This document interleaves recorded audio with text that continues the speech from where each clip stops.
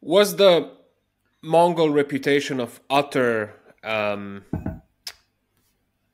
should we call it, ruthlessness kind of justified, or is it largely an invention? Like, for example, I was reading about the siege of Baghdad, and the chroniclers of the time say that the Tigris ran red with blood, and but at the same time, when the Crusaders conquered Jerusalem, they also said like, yeah, it was, they were walking through blood because they just killed everybody. Also, you just told me that the Jin, they nailed a guy to a donkey.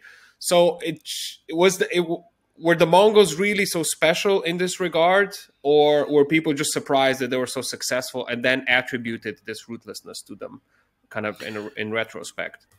Yeah, this is. I mean, I think it's a little both. Let's say they're not. Yeah, they're not standout in that time period. I mean, when one captures a city in this period, it's expected that there is sort of basically you decide on an amount of time that the forces that you've just relied on to take the city can loot and plunder and kill, and that is a sort of standard accepted. Every state does that at that period. Is that there is this this expectation of that. The Mongols are extremely ruthless, and they seem to have taken things a bit further than other states would do. So, I mean, the sort of total annihilation of a place, for example, it doesn't seem that common. But I think, yeah, particularly when it comes to a city like Baghdad, I mean, there's so much symbolism and so much, religious weight about the what has happened there, right? Is that these chronicles are written from a Muslim perspective, and this is the destruction of the commander of the faithful and his glorious city, right? And a lot of these sources are actually written by the chroniclers from the Mamluk period, so the big enemies of the Mongols. So they have, of course, they have a reason to want to show how bad it is. And that also is a tendency, you can read in European chronicles, but also in the Middle East, in Persian and Arabic. I mean, you have, this idea of how to make something sound impressive, and that's you exaggerate, and that doesn't matter. They do that all the time. I mean, the numbers that Persian chronicles, for example, talk about being killed by the Mongols are physically impossible in that period. They say 3 million dead in the sack of some city in the Middle East, and it's not possible for that city to have had 3 million inhabitants at that time. So there are definitely tropes about how it's basically just to show how absolutely devastating these attacks were. And so, yeah, that there is a sort of, because the Mongols were so successful and took it to such extents and went further and further and further, that, yeah, of course, the thing is that you have stories not just from one group of people. It's from Armenian chronicles say the same, European chronicles about the sack of Kiev, for example, or the Novgorod chronicle about some of the attacks on Rus cities, Chinese chronicles. They all say the same thing. Which is what? Which is that these are the worst things to have ever happened to us as people, And so basically just killing everybody in the city. Yeah, but this is a thing, of course, is that when you look at it, if you see that, hang on, the city that they've just talked about as being, let's say, wiped out, seems to be their sort of base for the next, 30 years. I mean, cities like Bukhara and Samarkand, which are some of the oldest sort of trade hubs of the Silk Road, so to speak, they continue to be vitally important for the Mongols, and they're their sort of biggest, source of revenue.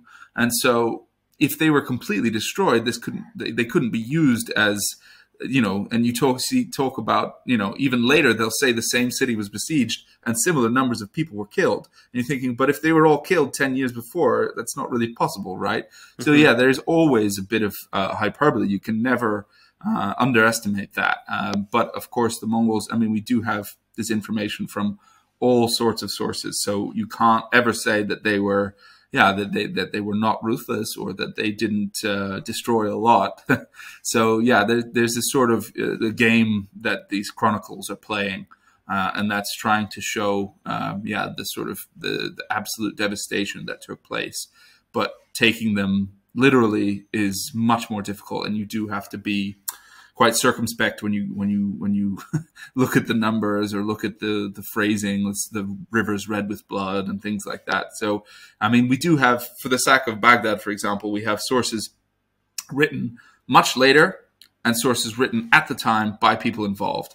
And the people writing at the time who are involved say that they killed for 3 days or something like that. So they don't hide that fact. It's not, but that is normal. Like I was saying earlier, it's that it was expected. A lot of the forces that were used to capture Baghdad were Christians and Shias as well. So there's this sort of resentment of the Sunni power that has been held over them for a long time.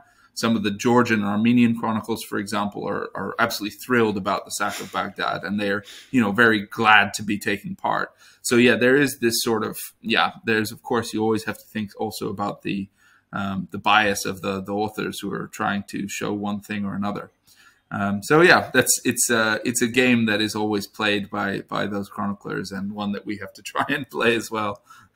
Can we once and for all clarify the often quoted statistic that you find everywhere at least in popular sources, that the Mongol conquest reduced the world's population by something about like 10% or something crazy like that? Where does this come from? Yeah, I mean, this comes from, I would say, the sources that I've just been mentioning. Okay. And the problem is that you can't know. I mean, you can't know the numbers really. And that's really does provide you with some difficulties, because you can't ever say how many, of course, what regularly happened was that the Mongols would conquer a city, kill those who, were, let's say, soldiers or had actively fought them. And then they would take people away also.